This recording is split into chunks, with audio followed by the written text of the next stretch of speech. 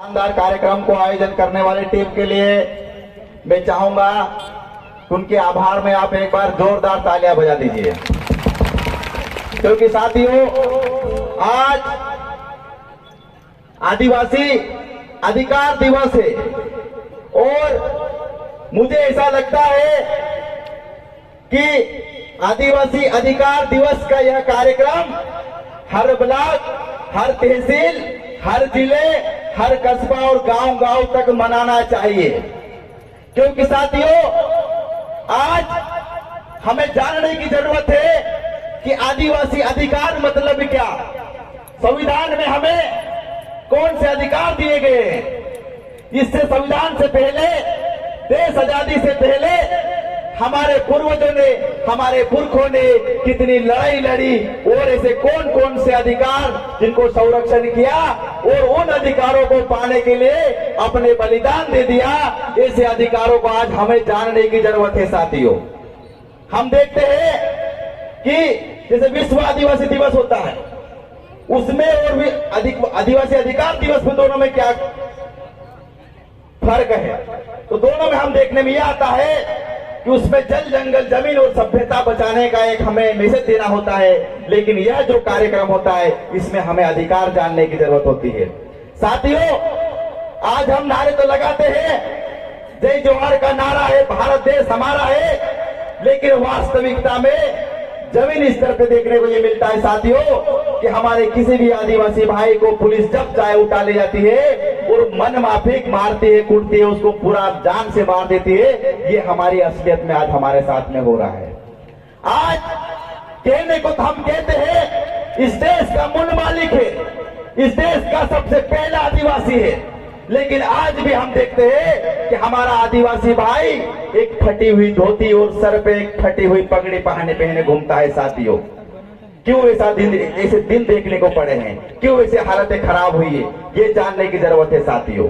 लेकिन ये हमें कहाँ जानने को मिलेगा, कहाँ सीखने के लिए मिलेगा, तो सबसे पहले हमें ऐसे कार्यक्रम, ऐसे आयोजनों से हमें जानने को मिलेगा, सीखने को मिलेगा।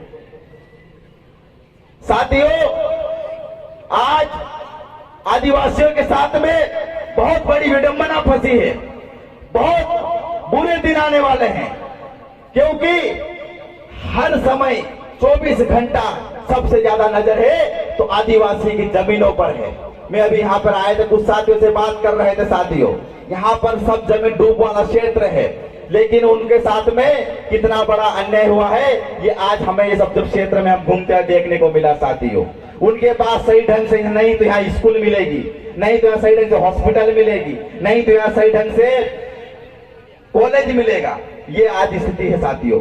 जिस जमीन पर ये सरकारें करती है, हमारी जमीन, जल जंगल जमीन हम बोलते हैं, जल जंगल जमीन हमारी सबसे बड़ी माँ है, जिसके हमारे पूर्वजों ने इसको लड़कर संरक्षित किया, उसी जमीन पर ये उद्योग देने का काम किया जा रहा है। अभी सुनने में ऐसा आ रहा है साथियों, एक कानून को पारित किया जा रहा है, वन संपदा अधिनियम कानून जो है उसको पारित कर, उसमें संशोधन करके और उसमें हमारी जमीनें जो है अन्य लोग भी खरीद सकते हैं, कंपनी कॉर्पोरेट को देने की बात की जा रही है, जंगलों को जो है हमारे कॉर्पोरेट को देने की बात की जा रही है। तो साथियों आपको इस ओर भी सबसे ज्यादा ज्ञान होना चाहिए कि हमें उसके लिए लड़ने के लिए सबसे आगे आपको आना पड़ेगा साथियों। आपके पास जंगल छीन जाएंगे, आपके पास जमीन छीन जाएगी, तो आप उस प्रकार रह जाओगे जिस प्रकार एक मछली से पानी छीन जाता है तो मछली तड़प तड़प कर मर जाती है। आपके पास भी जंगल जमीन छीन कर अगर कॉर्पोरेट आ गया तो आप भी तड़प तड़प मर जाओगे साथियों। ये बहुत बड़ी विपरीत परिस्थिति है और ऐसी ताकतों से लड़ने के लिए आपको एकजुट होना पड़ेगा साथियों।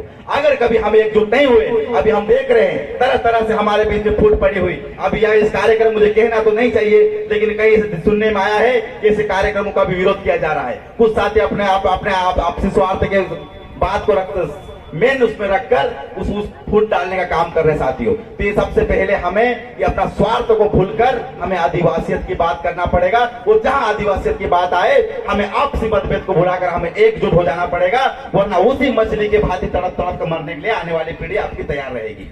और उसको मरना पड़ेगा साथियों। क्यों? ये बहुत विपरीत परिस्थिति आने वाली है। और इसी के साथ अपनी वाणी को यहीं पर विराम दूंगा। बहुत बहुत धन्यवाद। इंकलाब जिंदाबाद। भगत सिंह के बोलकर अपनी बात को यहीं पर विराम दूंगा कि सरफरोश की तमन्ना अब हमारे दिल में है, देखना है जोर कितना बाजुए कातिल में है। इंकलाब जिंदाबाद। धन्यवाद दादा आपका। दादा ने बहुत अच्छी बात बताई है और इनके विचारों को सुनने, समझने और अपने जीवन में अमल करने